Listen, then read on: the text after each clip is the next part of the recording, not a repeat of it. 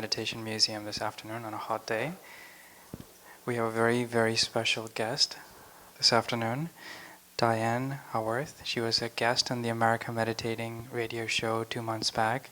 Some of you may know about Sister Jenna's and Sister Geeta's radio show. And she recently wrote this book called How to Choose Love When You Just Want to Slap Somebody. Definitely need to get this for my wife because... Oops.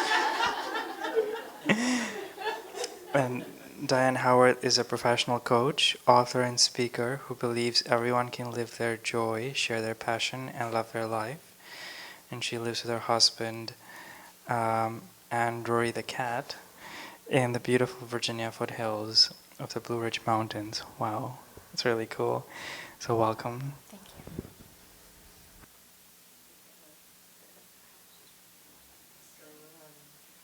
Om Shanti, and good afternoon to everyone. I'm always pleased to have some of our guests from the AM radio show with us at the Meditation Museum because many of us actually come together just because we spoke for 20 minutes over the air. And we build a very beautiful bond, and coming up in August, we're hosting our second America Meditating Retreat, which is solely only for the guest and a friend or a partner, to our retreat center in the Catskill Mountains, known as Peace Village Learning and Retreat Center. And so I stand here with you today because I've been percolating a lot on the power of love. And from my logical and analytical understanding of spirituality, the sign that I am growing spiritually more powerful is that my capacity to expand my comfort zone of love follows through. It's like I can love so many more than I could ever imagine loving, you know. And it was interesting because Diane and I were having a chit-chat in the office, and there are times that you go through seasons where your expansion of love is not very prevalent. And the question mark can come, am I losing sight of my spirituality? Or have I made a boo-boo somewhere along the way? Or is this that I've reached my interpretation of the limit of love and destiny or drama or life? They're actually offering me an opportunity to go further into my expansion of this powerful source. In a conversation with Maya Angelou, the question to her was raised, what really is love? And Maya said, it's the greatest force on earth and in the universe. I don't have it. I'm not living it, but I've glimpsed it.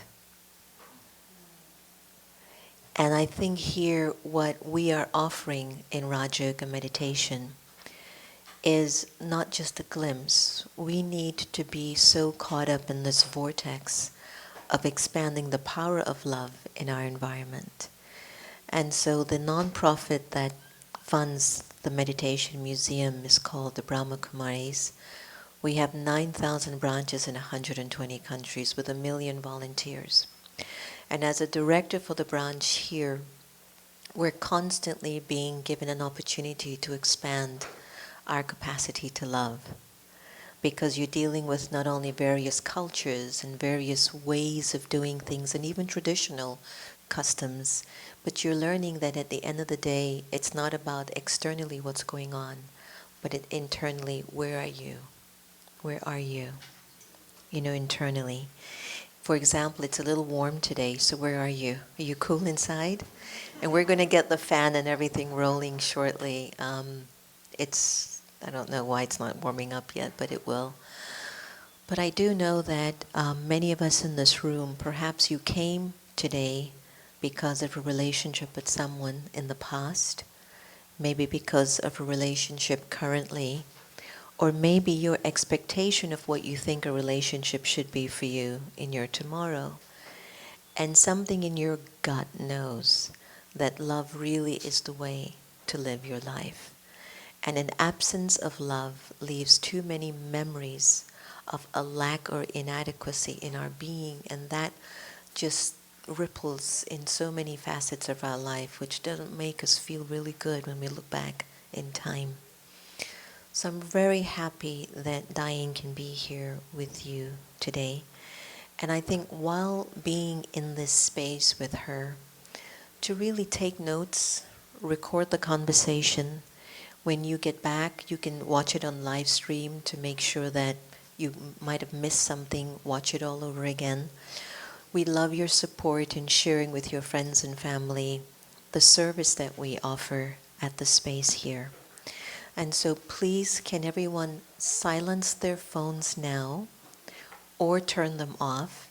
And feel free to take a picture now and tweet it out so everybody knows where you are. So make sure you were honest when you told them where you went. I don't know if you remember the story, but on 9/11, there was a guy that went to work that morning, and his wife saw the planes going in the building of the World Trade, so she kept calling him. This was a viral, true story. And of course, after all the Jamela passed through, he finally calls his wife back, and his wife says, "Where are you?" And he says, "I'm at work."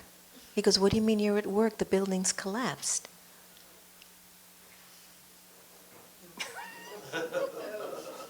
Tweet where you are. This will be a good thing.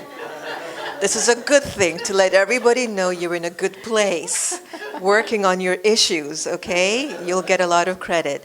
So without further ado, I humbly welcome Diane to the space. Thank you for joining us. Thank you very much. And thank you all for being here on a Saturday afternoon in June. It's a beautiful day, and I really appreciate the fact that you chose to be here. I think that it's really interesting that this topic has this kind of a response. And what Sister Jenna was saying to me is absolutely why I think we want to choose love. As you could tell from the title of my book, I didn't always choose love. As a matter of fact, the reason I wrote that and the reason I am so passionate about this work is from a trauma that was in my own life. Everybody here has had trials, traumas, there's been chaotic events. What happened for my family and I a couple years ago was the illness of my father.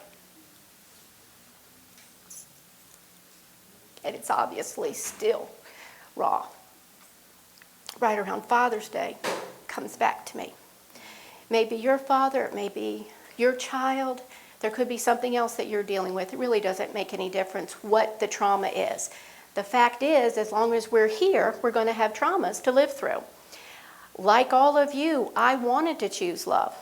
After my father had been he was in the last 20 months of his life. He was in the hospital emergency room 8 times. He had surgery. He was in a rehab facility 3 times. He was in a nursing home. He was in an assisted living home. He was back and forth to the hospital. Now, none of this was the fault of any medical personnel, by the way. There were many loving doctors and nurses that took care of him. However, one thing led to another. My dad was in his late 80s. He had not taken really good care of himself, and it just kept going. So when we first took my dad to the emergency room on March 17, 2012, he actually never went home again until he died October 26, and that was 2013. So all of that time, we were in a hospital. And I say we because it's really a family experience, isn't it? It's we. Everybody's in the hospital.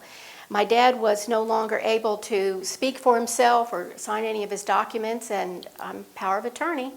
So anytime he went to the ER, anytime he was moved from facility to facility, whatever it was, I was there to take care of it, which is exactly what I wanted to do. And that's when I wanted to slap some people, because the third time I'm going into your hospital, and you've seen me 2 days ago, and I just filled out this flipping paperwork. Nothing changed. I understand. They have rules and regulations that they have to follow. But when you're going through any kind of extended trauma, what happens to you? Are you sleeping well? Are you eating well? Are you going to work? Are you worried about what's going on at work because you're not there usually, right? You having to be in situations where you're not normally there. I don't usually hang out in a hospital 40 hours a week. The one good thing was that they started giving my sister and I staff discounts in the cafeteria. That was pretty good. for cafeteria food. But still, we were just really frustrated. And I remember specifically sitting with my sister in a waiting room with a lot of other adult children, right, of elderly parents. And we were waiting for yet another test, another doctor to come in. And my sister was just had it. I mean, she is the most, several of you know her, she is the most loving, kind person in the world until you mess with her daddy or you mess with her kid. And then it's gone, it's all over. She was just ready to pounce on whatever poor medical worker happened to come in the door that day. And she just looked at me, she said, what are we going to do? What are we going to do? And in that instant,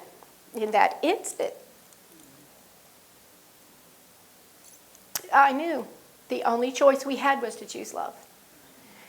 We were tired of fighting, and there really wasn't a fight to have, but everything seemed to be a struggle. And that wasn't the solution. That wasn't what I taught. That wasn't what I lived outside of this situation, right? But it had gone on so long, you just forget because you're tired and you're overwhelmed and you're stressed and you think it's going to be another week, it's in another 6 months. You just don't know. Now looking back, so many blessings.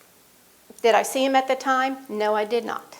No, I did not. And did my beautiful friends say, you're going to look back on this and it's really going to be great? That's when I wanted to slap them too, because it didn't feel like it. It didn't feel like it. But they were trying to be very loving to me, and they were. We had wonderful support. But I remember thinking, we have to choose love. And in choosing love specifically, I told her, and I believe it to this day, we have to ask ourselves, what does love look like here, now, for me and for everybody involved? Not only for our dad, but for the nurses, for the doctors, for the other people in the hospital, the other people that were on the ward, the rest of our family. And how does love move you forward? And that's the way I try to live my life. Do I always make it? Nope. Do I make it a lot of the times? Depends on the day. This traffic, not so much today. I was meditating, getting across that highway, but I knew to do it. I knew how to choose love.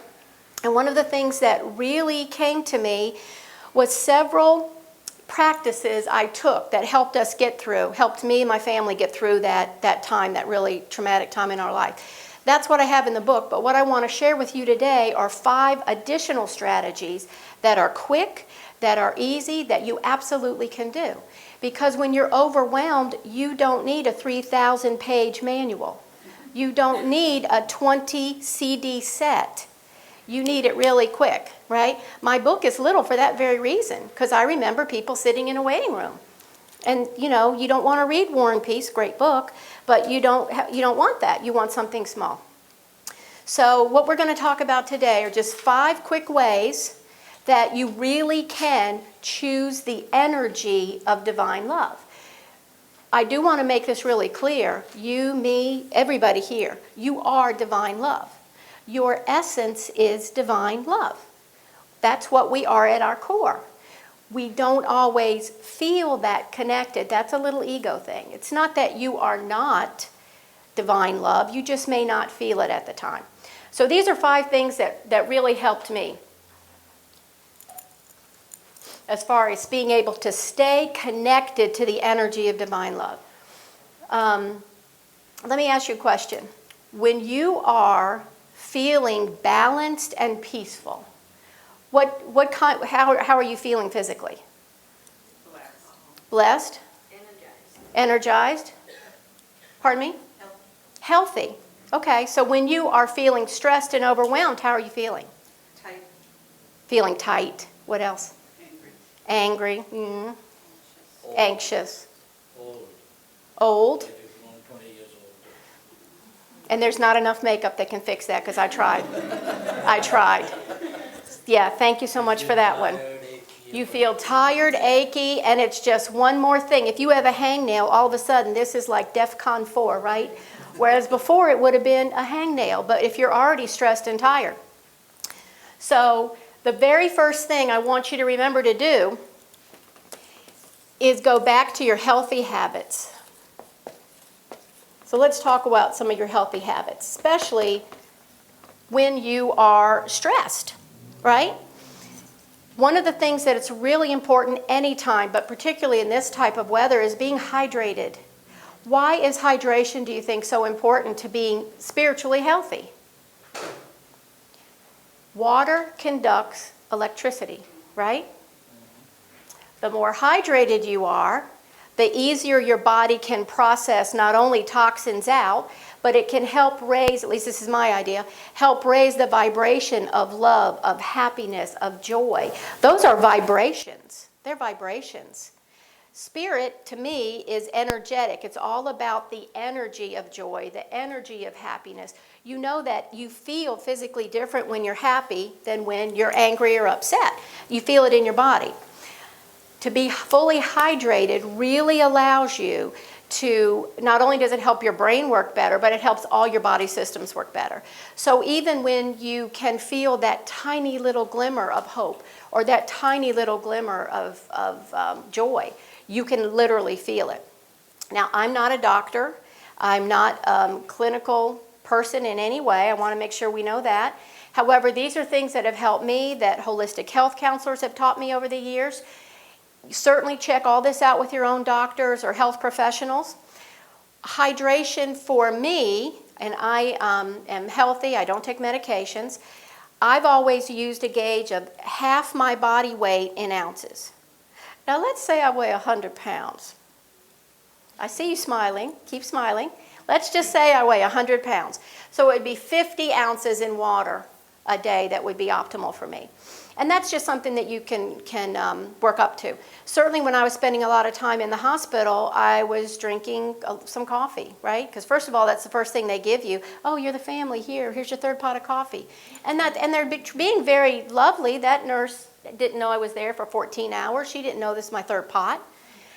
Coffee's dehydrating. I'm not telling you not to drink coffee, but what I am saying is be really aware of your hydration. It makes a big difference. It also makes a big difference in the way you think, your clarity of thought. Another thing that makes a huge difference, and I would really encourage you to look at for a healthy habit, is how much protein you're getting. Any vegetarians or vegans here?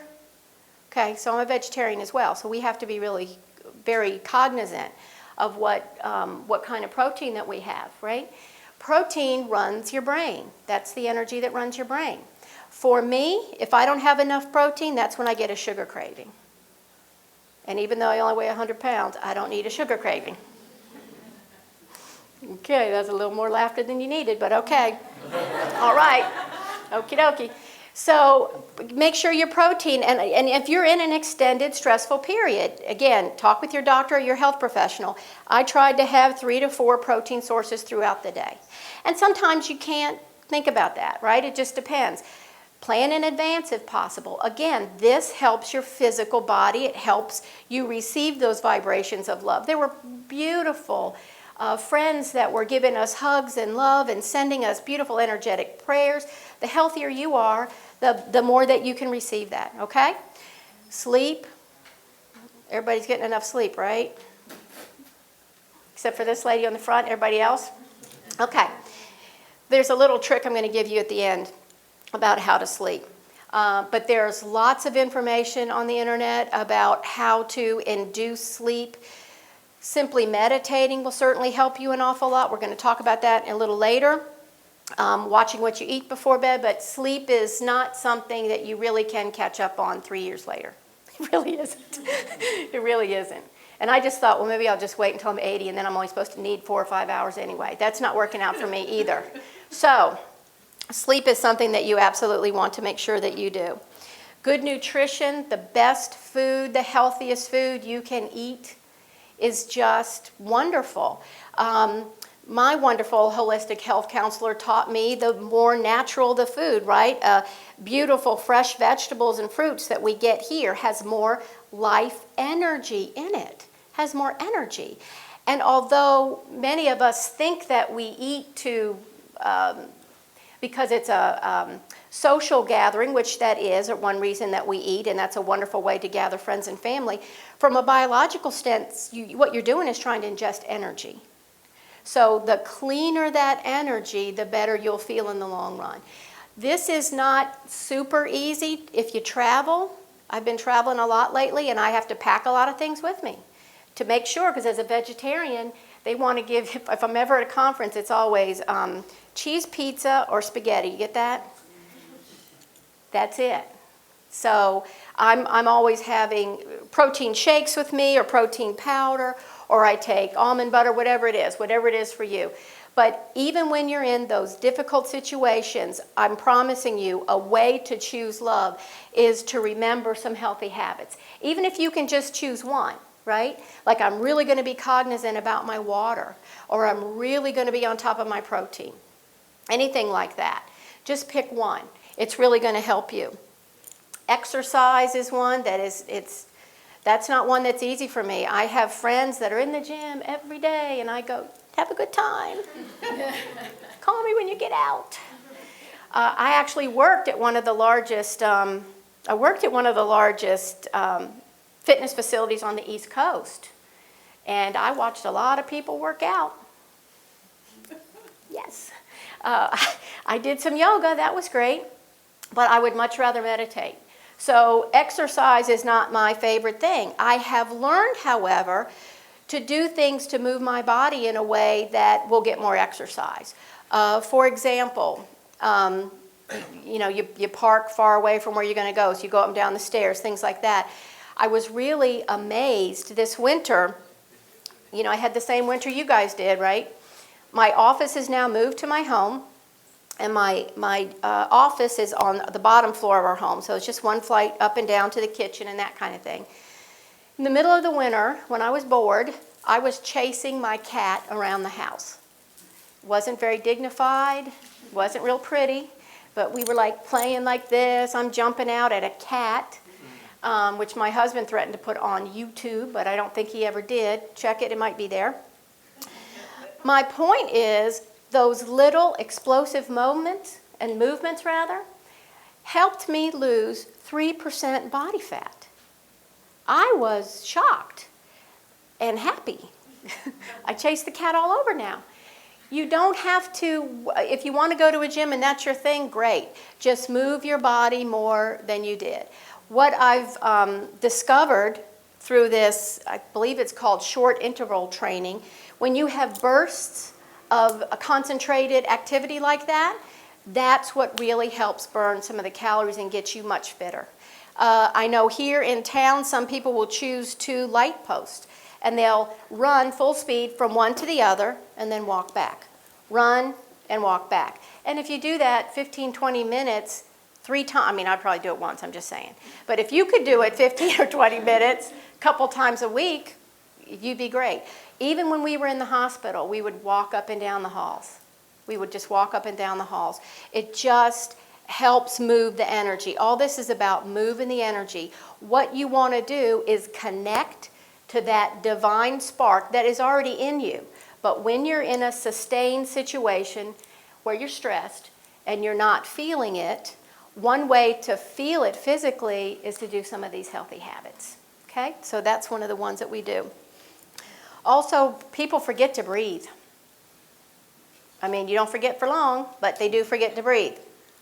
And one of the things people tend to do is breathe from this upper part of your lungs. Really, the deep belly breaths is what really helps you. Remember being upset and a teacher or maybe your mother said, take a deep breath, and you wanted to slap them for that? Well, no, they were really telling you that's a way to reoxygenate your brain. So we're literally, just take a deep breath right now. Just relax. Oh, you're good breathers, by the way. Take another nice deep breath in. Relax. There we go. There we go. That is a wonderful way to reoxygenate your brain and give you some clarity. Okay? So those are some ways some healthy habits. Any of those things will help you. I'm a big fan of breathing. I'm a big fan of hydration, big fan of protein. But all of those things are what's going to help you choose love and get into that vibration of love. Okay? Great. Okay, so let's say that you've got these healthy habits all done, but let's say you're still in a sustained stressful period. and you need to do something quickly, right, to really change your perspective. Time in nature is something that you can do easily, actually. Just spending time in nature.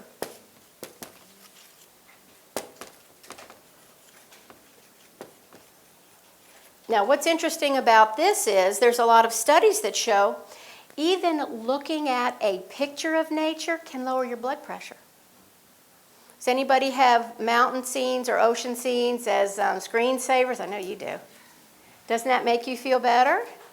If you notice on my card, I actually have, it's a scene in the woods, a light coming through some trees in the woods. Because when I just look at that, I just relax. My breathing changes, you just relax.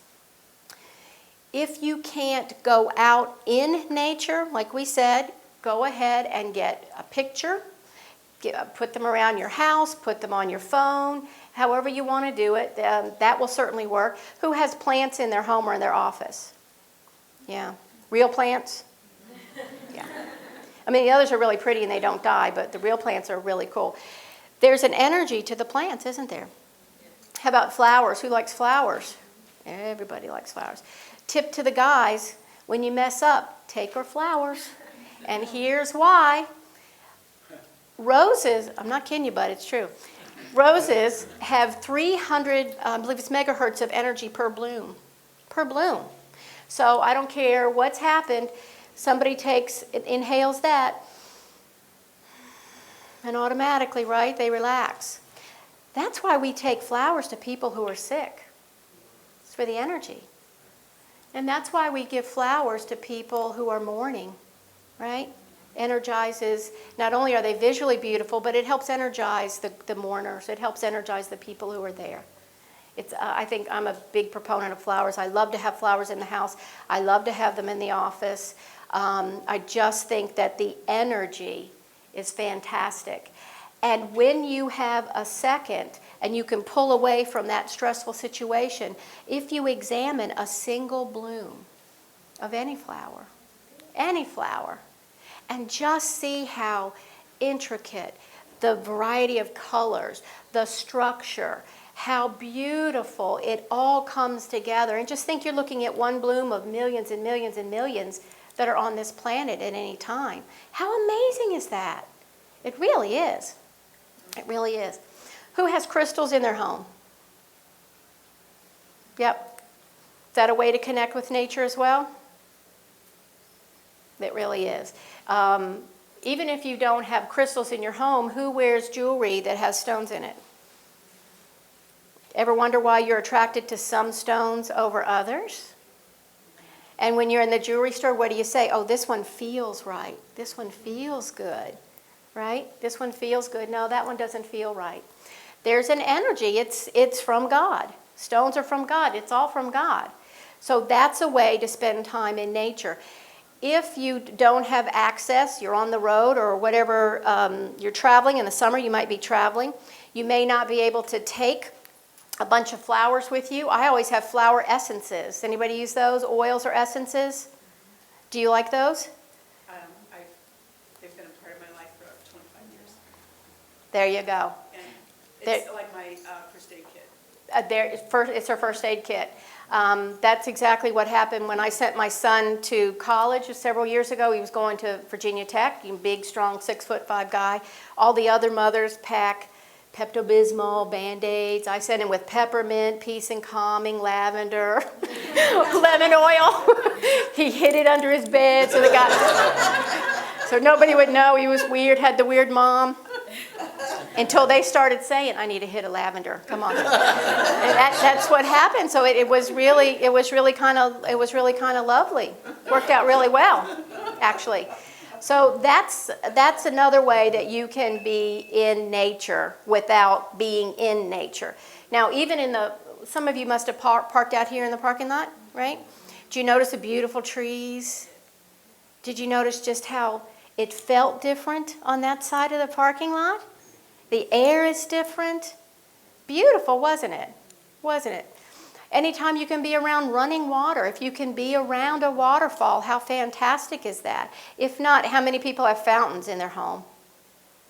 I love that. I love to hear that. And it's very calming. That's something I meditate to, and it's just something that's very calming to me. When you are, Sister Jenna was completely correct when she said you're connecting to the love inside of you.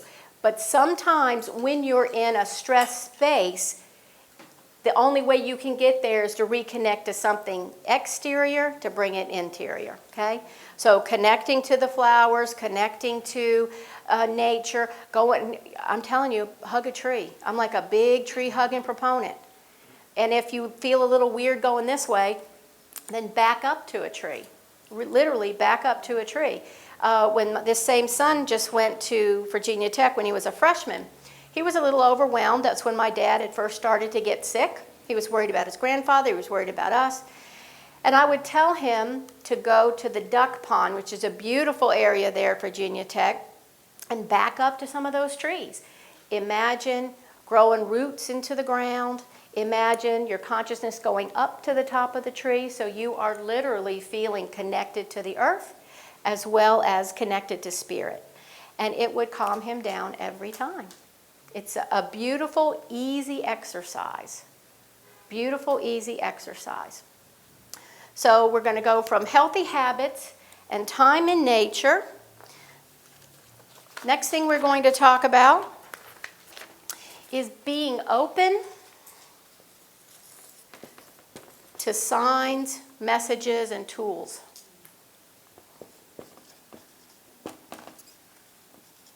How many people believe in signs, that you get signs? Yay. Do you get messages and signs? Right? So some of the things that you can ask for messages in, and certainly this is for any time, but especially when you're feeling stressed and you really need some insight, some comfort. I will open up whatever sacred text I have at home and just say, show me what I need to see today. And every single time, there it is. And it could be something that I've read for years, but that day it has an additional meaning. That day there's an additional insight. That day, you just giggling your little self to all that I see that. Yay! Yay! It's just perfect. It's wonderful the way it works. You can not only get messages from text, you can get messages in music. How many's been thinking of a loved one and their favorite song comes on the radio? Or somebody sends you that YouTube link that you didn't even know existed. How great is that? How great is that? And then you just have that comfort, or you have that inner knowing that we are all connected. There are no random acts. It's just too well orchestrated. I don't pretend to know how it works. I just know how flipping cool it is. It's just amazing.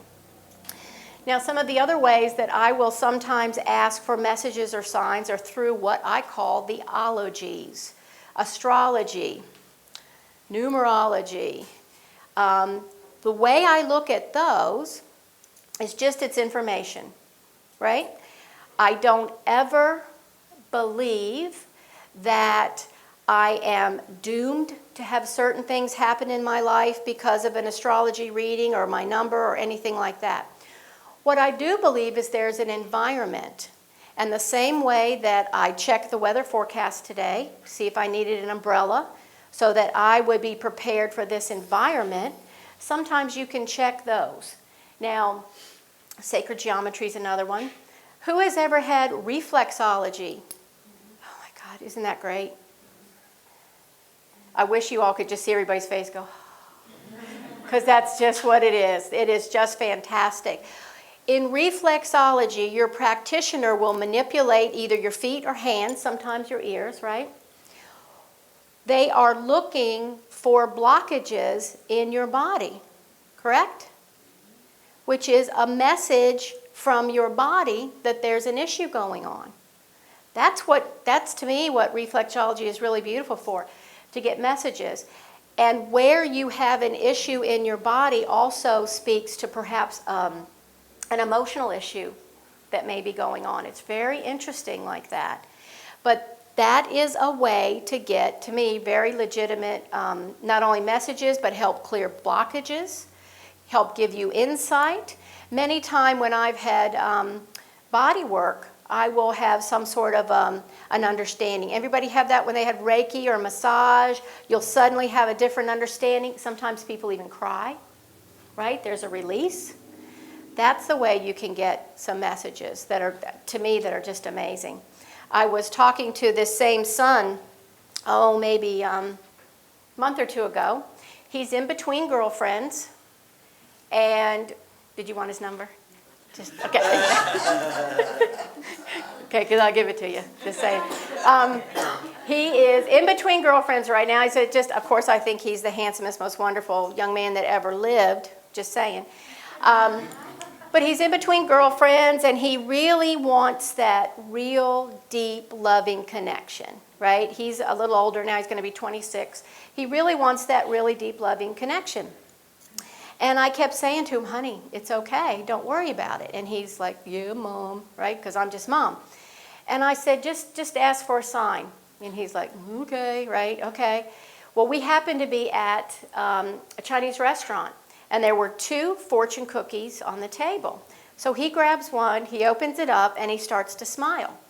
His fortune said, you and your wife will have many happy years together. So that freaked him out. And it's just that simple. Why did he grab that and not me? But he's the one that did. Why did we get that particular fortune cookie on that particular day? When you need that reassurance that you are not alone, that you not only are love, you come from love, you're here to live love, it's around you. Your job is to be aware of it, to just look and be aware of it.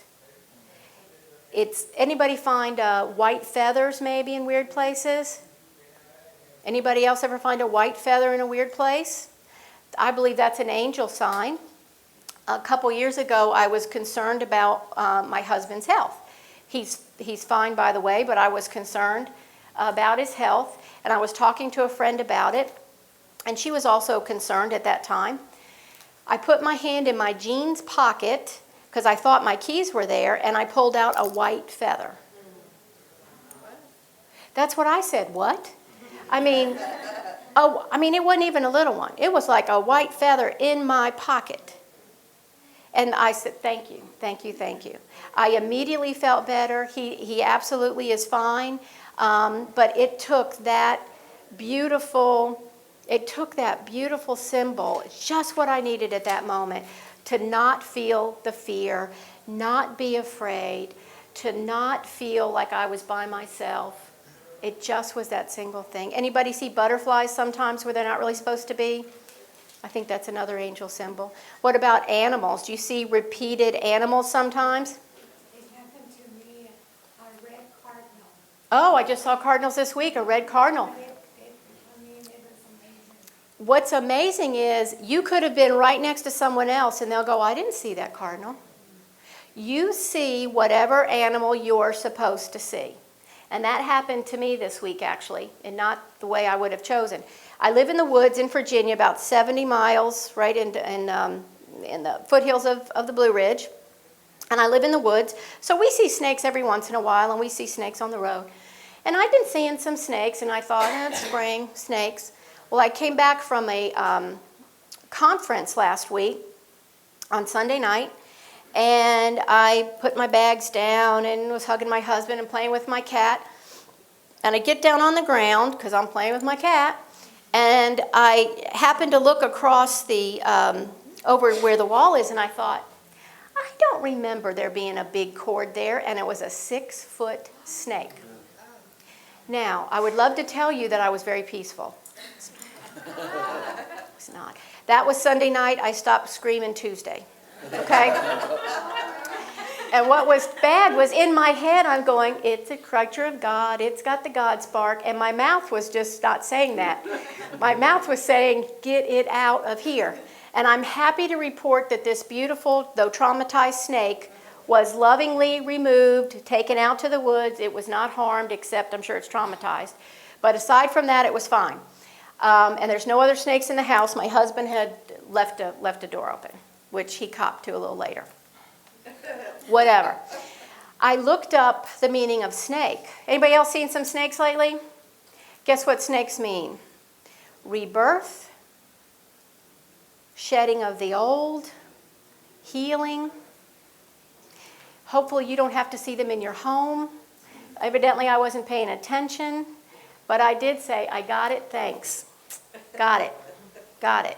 So when you see, and they don't have to be in your house physically either, if you keep seeing cardinals in nature, now if you went to a Cardinal baseball game, I guess that's a different thing, but if you see them out here, right, or you keep seeing them on TV, and you think, oh, I wonder if that's a message for me, it's probably a message for you. And there are wonderful books that can show you what that means. I like Ted Andrews' Animal Speak is one of the ones that I like an awful lot. Also, numbers. Anybody see numbers? I'm seeing 11s all over the place. You seen 11s as well? Okay, you know 11 is a doorway, and it also speaks to keeping your thoughts positive. Keeping your thoughts positive because what we think about we create, right? Because we are creators. That's the divine within us. We are divine creators. So you want to make sure if you're seeing 11s that you are keeping your thoughts positive. Even if you see a snake in your house. Be sure it's going to be going. Let's see. Anybody ever ask for signs? Ask for signs? And it works, doesn't it? Yeah, it's really interesting. One of my clients, I had a client up in the Northern Virginia area somewhere actually. She was a first-time client. And she had been referred to me by someone in her office. And she was like, okay, I'll try it. And we had spoken on the phone, and she was a little hesitant, but she had something she wanted to deal with. So when she got in her car, she was going to have an hour drive to my office, which was then in Warrenton, Virginia. And she was having doubts. And she was nervous, and she'd never been to a coach before, much less an intuitive coach. And she's told me that she said out loud, I just don't know what to do. Show me what to do. Just then, there was a truck that had been driving next to her. He moved out. This was a bus, and on the bus was a placard that showed a woman about my age in a headset. And the title on the ad said, Ask Diane, she can help. And the lady was so freaked out, she just came straight to my office. She said, I don't even know why I'm here, but I know I got to be here. I wish I could have planned that. I don't know where that was. I would love to get a picture of that sign, because that's like one of my best stories ever. But it's just, it just ask and you receive. I think that the best way for us to be able to get information is going within, I have to say, trusting that divine spark. But when we're in a place of stress or fatigue, sometimes we need a little help. And that's what we're talking about today, these ways to get a little extra help. Now, way 4 that I wanted to remind you of, and I know you all know these things, this is just a nice reminder, is to trust your intuition.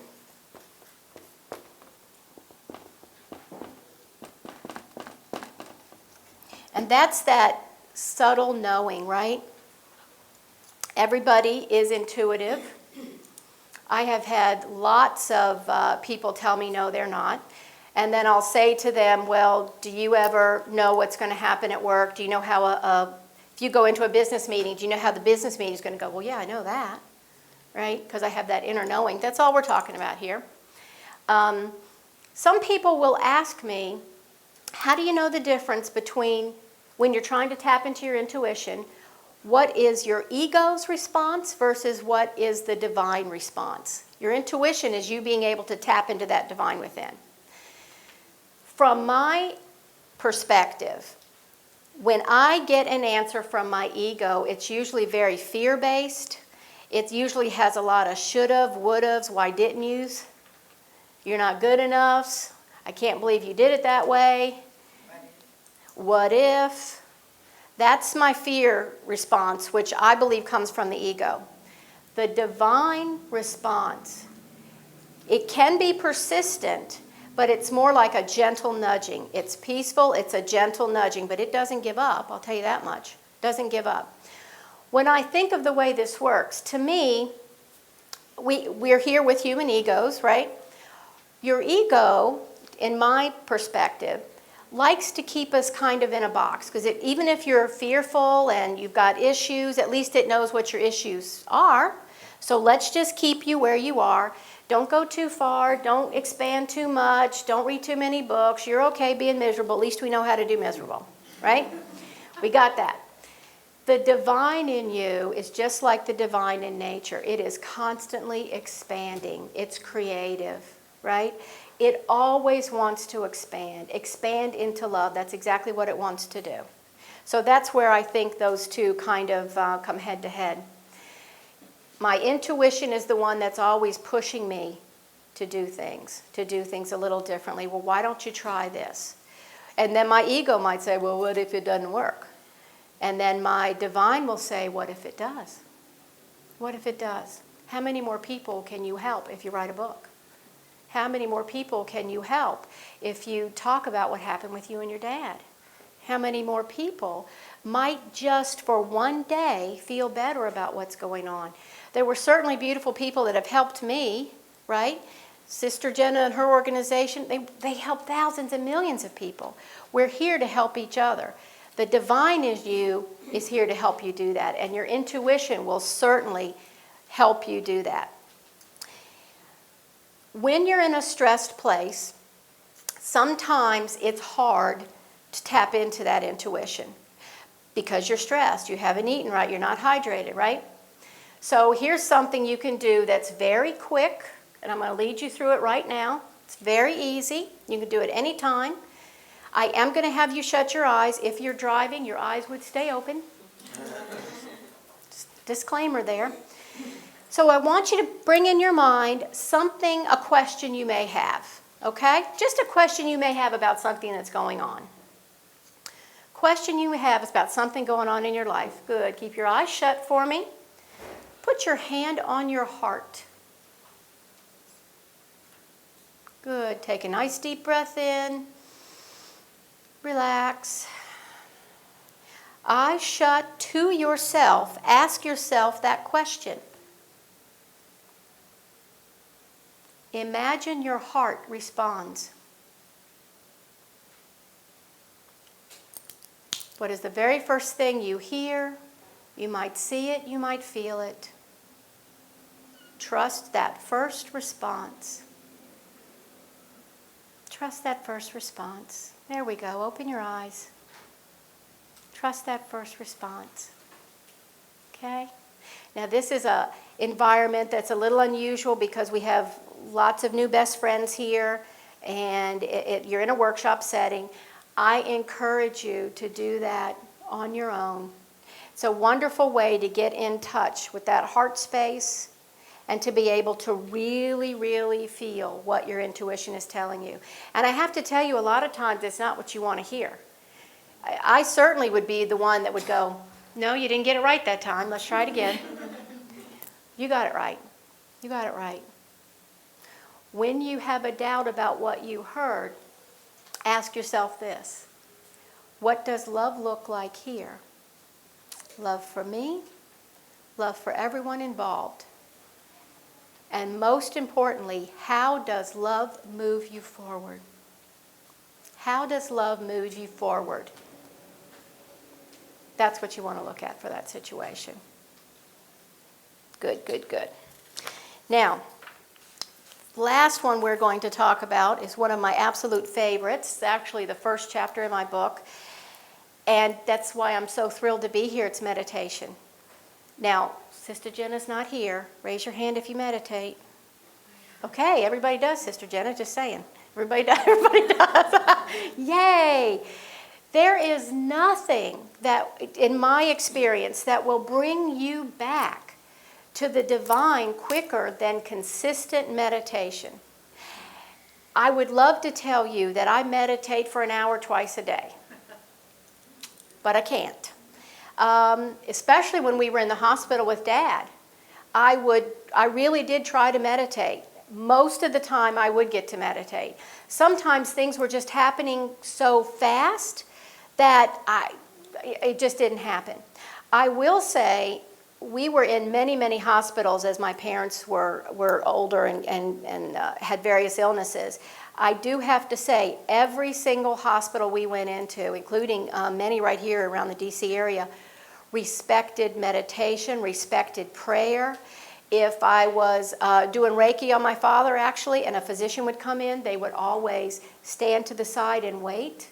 I was so appreciative of that. Many hospitals have meditation rooms, which is lovely. You've got this beautiful facility that you can come to that's just a beautiful, special, sacred place. But you can meditate. I've meditated in my car, right, at my lunch hour. I've meditated in all kinds of places. If you can meditate in nature, that's beautiful. I know that many of you already know the benefits, so we won't go into a huge listing of the benefits of meditation. But what are some of the health benefits? Who knows some of the health benefits, proven health benefits of meditating? Lower blood pressure.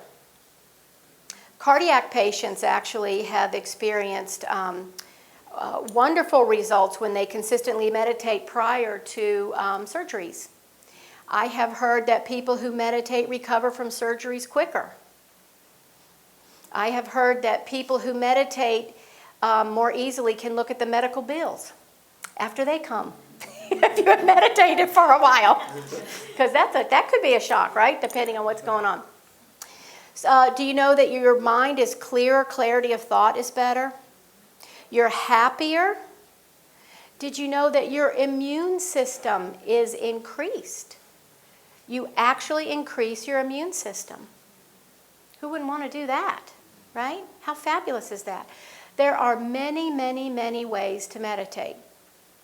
I'm just going to give you two little tiny examples because, again, I know there's wonderful resources here. We're actually going to meditate in a second to a song. But I wanted to tell you about a very simple technique I learned from a YouTube video of Sister Jenna. Thought this was fantastic. If you haven't seen her YouTube videos, check them out. They're wonderful.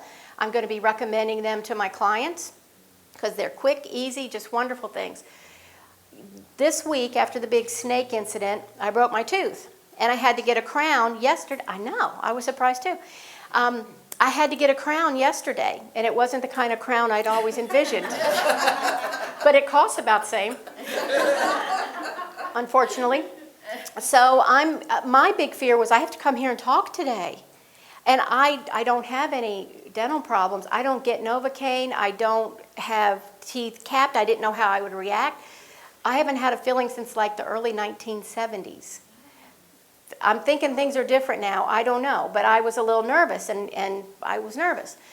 So when I went in yesterday, and when he was first giving me the Novocaine, I remembered what Sister Jenna said. Shut your eyes, focus on the area behind your eyes, and experience this beautiful peace. And daggone if it didn't work. It was amazing. It was really amazing. I meditate every time I have any dental work done because it stresses me out. I had no idea. That was just fantastic. So then we get to the drilling part, which again, I was thinking, not sure how this is going to go. So I employed a meditative breathing technique that will actually help with sleeping. It's write this down if you have a pencil and paper, 4-7-8. And I'll explain that to you. 4-7-8 is what you want to remember. This technique is actually was proven to help circumvent when you're stressed, there's a chemical reaction in your brain, right? There's a chemical reaction. And when you're stressed, you get more stressed unless you break that pattern. So this is a type of rhythmic meditative breathing that helps break that pattern. So it's good if you're, say, driving on the Beltway with your eyes open. It's good. It's a great way to fall asleep. My son's had years of problems sleeping, and he will do this maybe 4 times and he'll be asleep. It's just a great way to calm down. So I started getting the drilling yesterday, and I was starting to feel what was going on. And I didn't want to wait for another shot of Novocaine. So I started breathing like this. Eyes shut, you breathe in deeply to the count of 4. We'll do it right now. Breathe into 4. 1, 2, 3, 4. Hold it. 1, 2, 3, 4, 5, 6, 7. Through your mouth, release. 1, 2, 3, 4, 5, 6, 7, 8. Let's do it one more time. Deeply in. 1, 2, 3, 4. Hold it. 1, 2, 3, 4, 5, 6, 7. Release through your mouth. 1, 2, 3, 4, 5, 6, 7, 8. There you go. Just breathe normally. 1, 2, 3, 4 in your nose? Yes, if possible. Right, if possible. Because since they were doing the dental work, it wasn't possible to exhale. That'd be hard. But I was smiling through it, and he was like, what's up? What's up with that? I don't know what he thought, I'd gone over to the funny side or what. But I'm telling you, it was fantastic. And because I am a type A personality, after I'd had this done, I was like, did I do good? Am I the best patient you ever had? And he's like, yeah. Yeah, you are. So I'm going to go back and teach his practitioners how to do that for their patients. It is just fantastic. There are many, many ways to meditate. Whatever appeals to you is what I want you to try. Those were two very, very quick ways that I wish I'd known actually when we were in the hospital. I did some more traditional kind of meditating when I was with my dad. But that 4, 7, 8 breathing really works wonders. Try that in the dental chair next time. Does anybody listen to meditation songs to meditate? Okay. We're going to listen to actually one of my favorites. All I would like you to do is simply be comfortable. Just put your feet on the floor, shut your eyes. I would love for you to allow the music and the sounds to wash over you. That's all we're going to do. And they'll cue that right now.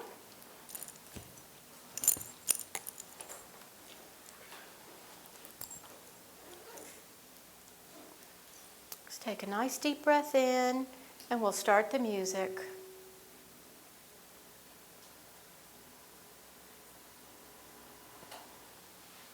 Imagine it's already playing. I know they're getting it.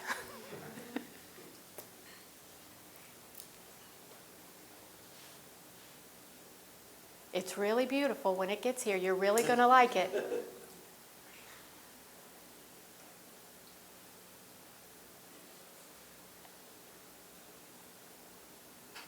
So far, you really are doing great. Hold on, it's coming.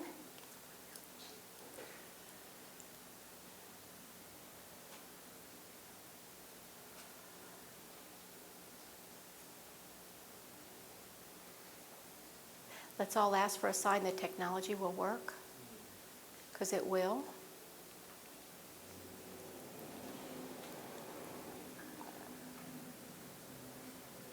Take another nice deep breath in. And relax. There we go. Thank you.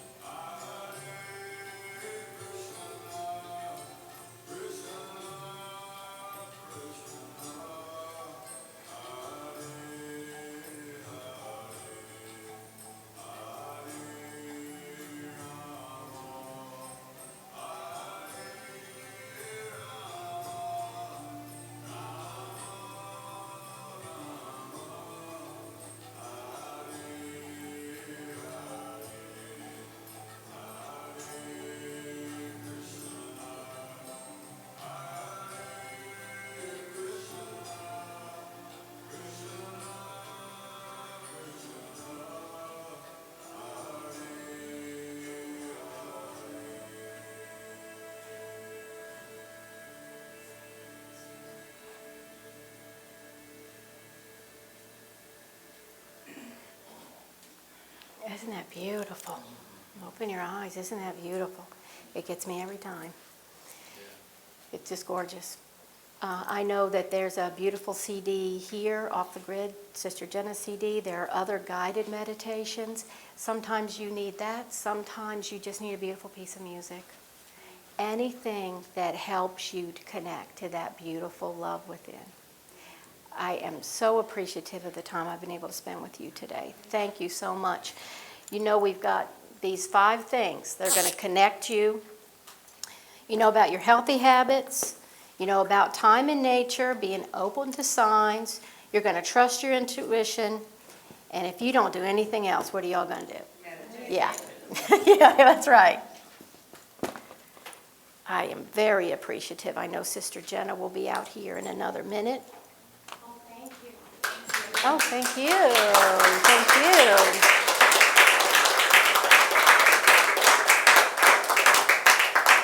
For those of you that are here in-house today, I do have copies of my books, and I would love to give those to you in exchange for a donation to the museum.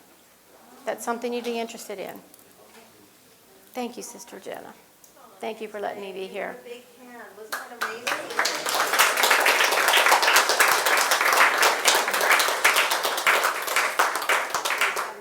Thank you so much. So I would love to hear some feedback of what you took away from some of the wisdom that Diane shared this morning. Anyone has any thoughts? Come on up and let me know. I just have a question, actually. Please. I like the vibe, and I like that you did it so quickly. I don't really know anything about crystals. I keep hearing about them, but if you can talk about... I'm not a crystal expert, but I like rocks, okay? Do you find that it's calming for you? I find that there are certain crystals that I just find that are very comforting. Selenite is one of my favorite crystals. That's something that I have in I have it all over my house. Amethyst is another one that I personally like.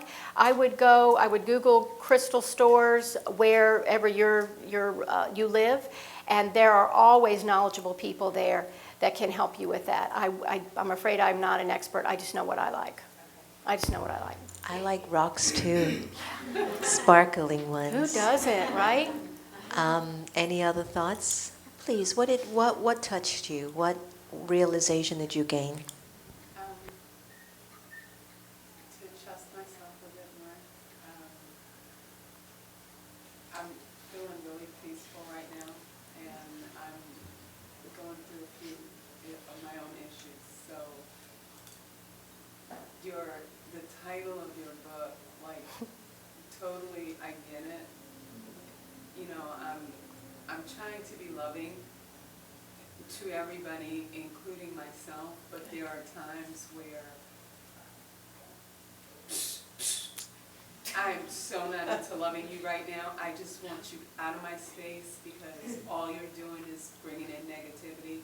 And I think I have that right to say enough, no more. I cannot do this right now with you. And I don't feel like I should be made to feel bad about it. So this has been helpful in more ways than you think, and I do appreciate it. Thank you.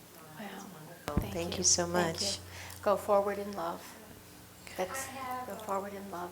have a sister that just called me about 3 days ago, and they found out that her husband has colon cancer, and they're going through a hard time because they live in a small town, and they have to go to, like 3 hours away. There's all kinds of issues. So I'm going to call her when I get home and tell her to listen to This conversation. all this and stream like she does. I called her today and she was down. And she said her husband hasn't been able to sleep because he has all these things. So thank you for everything because I want to ask her to be sure and listen to The conversation. Thank you so much. Thank you. Thank you. And I think that's why I love the live stream that we have, because it becomes a resource tool that you can just return to capture the voices of truth and wisdom that we have passing through the Meditation Museum. So thank you all for joining us. And one more question? Yeah, and I would encourage people to get Diane's book. Okay. Because it's really, really awesome. And I really want to say that I love your authenticity about how real it was for you to go through what you went through, and just have you share that with us and how it was related, and just the tips. So thank you so much. Excellent, excellent. So as we come to a close of another wonderful time together, I'd like to thank you all for tolerating the wonderful cold temperature. It's all a frame of mind, isn't it? And see, this is the price you pay when you're a non-profit. And you can't afford your own air-conditioned unit. But anyway, love is in the air, and that's all that matters. And just wanted to make a brief announcement that coming up on this Sunday, June 21st, will be the first celebration of International Day of Yoga. And we're supporting the Indian Embassy, and they're organizing everyone to come out on the mall and to take the benefits of yoga, which Prime Minister Modi declared at the UN for better wellness. So Sunday, June 21st at 8:30 in the morning till 11:30 is when it'll start and exist. And we would love for you to be able to go out there and join us. And please go on to the Facebook for Meditation Museum or the America Meditating Facebook to find out more information about the event on Sunday.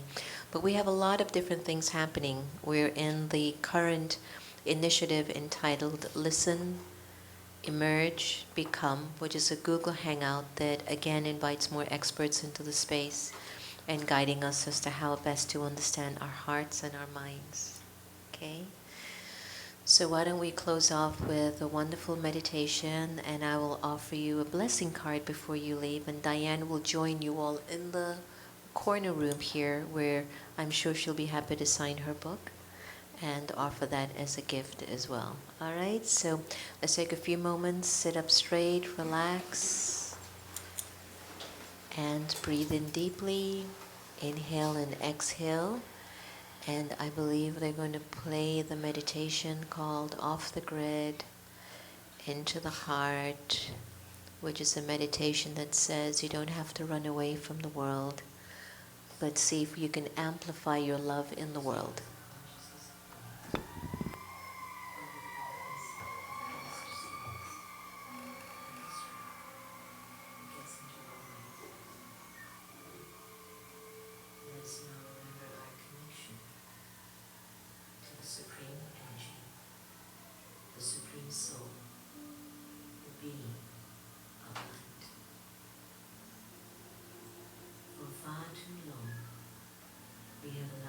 External forces to dictate our inner force.